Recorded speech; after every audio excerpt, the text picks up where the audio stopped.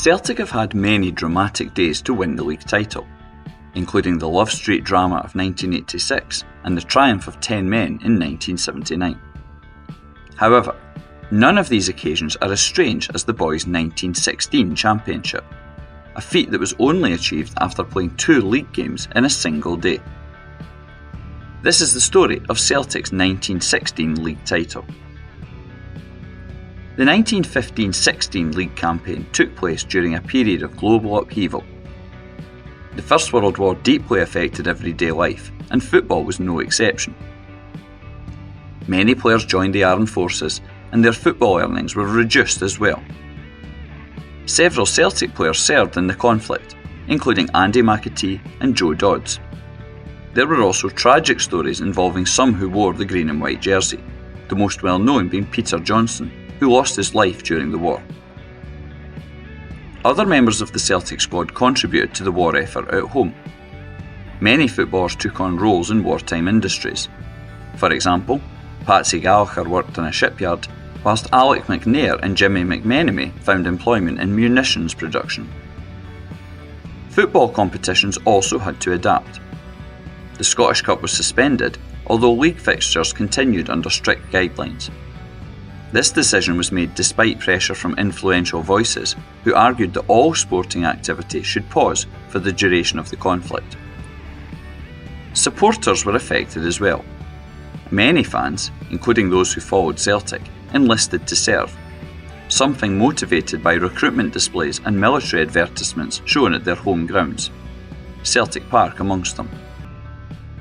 Celtic had secured the 1914 League Championship, the final title won in entirely peaceful conditions for 6 years, and they successfully defended it in 1915. Heading into the 1915-16 season, the team was optimistic about claiming a third consecutive title. Following an inconsistent opening, Celtic's form improved, allowing them to rise to the top of the table. By spring, they held a strong lead, though they still had an outstanding match against Motherwell to complete. This created a logistical challenge. Regulations limited league fixtures to Saturdays or public holidays, and the available time to complete the schedule was running short. At one point, Celtic and Motherwell officials did suggest that they could try playing an evening match during a midweek, but this received a negative response. There were concerns that thousands of people would leave work early to go to the game, hurting war efforts. The eventual solution adopted was surprising.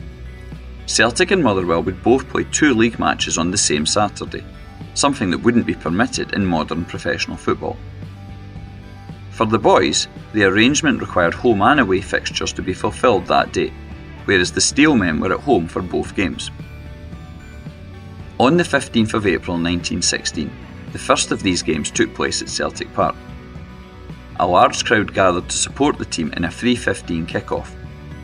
Celtic faced Raith Rovers in what was expected to be a comfortable contest, not least given that some of the Raith players were unavailable due to military duty. Rovers began playing into a stiff wind, although they acquitted themselves well in the early stages. However, the Celts soon took control. Patsy Gallagher delivered a standout display, scoring 3 goals and playing a central role in the attack. Joe O'Kane added a brace, and Dodds contributed another, sealing a 6-0 victory. The win was valuable not only for the 2 league points, but also because it pushed Celtic's season goal total past the Scottish League record that was set by Falkirk in 1908.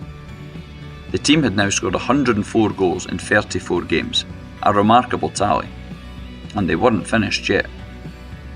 There was minimal time to focus on the first game. After a short break, the players had to make their way from Glasgow to Fir Park in Motherwell. Wartime transport relied on hired vehicles and trains, both of which faced restrictions. Despite this, the squad completed their journey and prepared for the second match of the day, with little opportunity for rest. The Motherwell players did get some respite following their 3-0 loss against Ayr United. Despite their victory, the Ayr men were upset.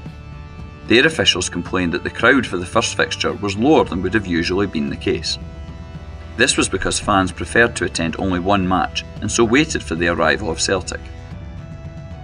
The second of the day's games was an evening fixture with a 6:30 p.m. kick-off time.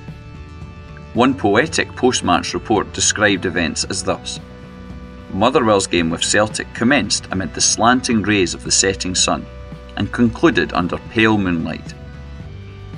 Although the Celts had played earlier, they approached the fixture at Fir Park with real intent. Joe Cassidy, who was serving in the military, replaced Joe O'Kane in the lineup. Motherwell defended well, but Celtic steadily gained the upper hand.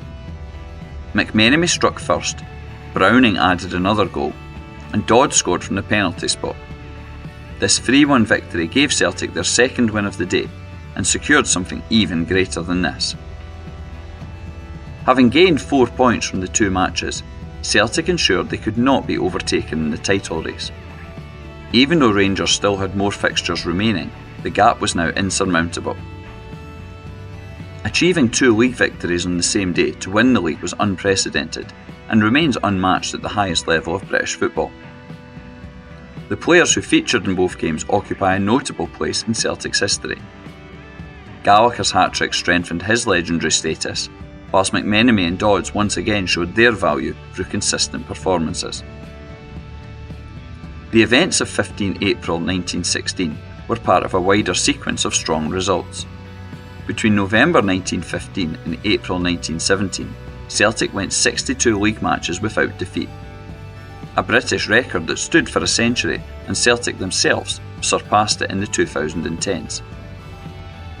The club maintained its impressive form in subsequent seasons, capturing the 1917 league title as well. Celtic also enjoyed wartime success in the Glasgow Cup, Charity Cup, and in the 1918 Army and Navy War Fund tournament.